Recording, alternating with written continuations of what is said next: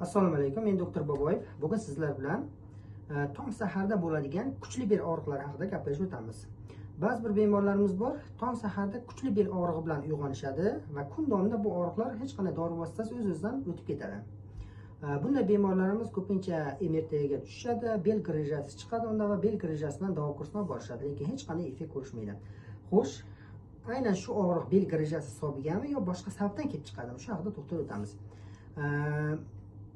Bundan oldin biz eng avvalo Xitoy meditsinasiga to'xtalib o'tishimiz kerak.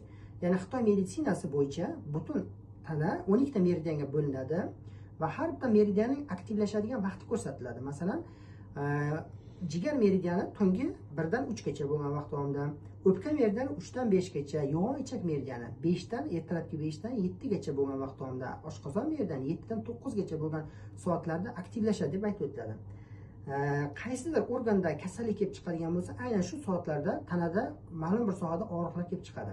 Ya'ni bundan kelib chiqadigan bo'lsak, aynan ertalabki odam uyg'onadigan payt, ya'ni 5 dan 7 gacha bo'lgan vaqt yo'g'on ichak meridianiga to'g'ri keladi va aynan yo'g'on ichak kasalliklarida shu yo'g'on ichak kasalliklari belda kuchli og'riq paydo bo'ladi.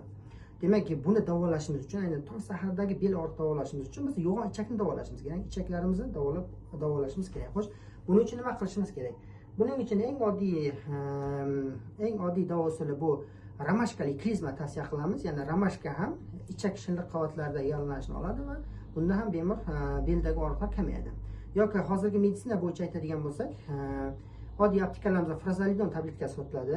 Aynan shu ichaklardagi yallanish uchun, ichakdagi infeksiyani o'ldirish uchun shu frazolidon tabletkasi tavsiya qilaman.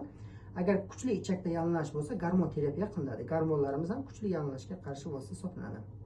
Agar siz shu davo kursini olib boradigan bo'lsangiz, sizni bel og'riqlari ertalabki sahargi bel og'riqlari yo'qoladi.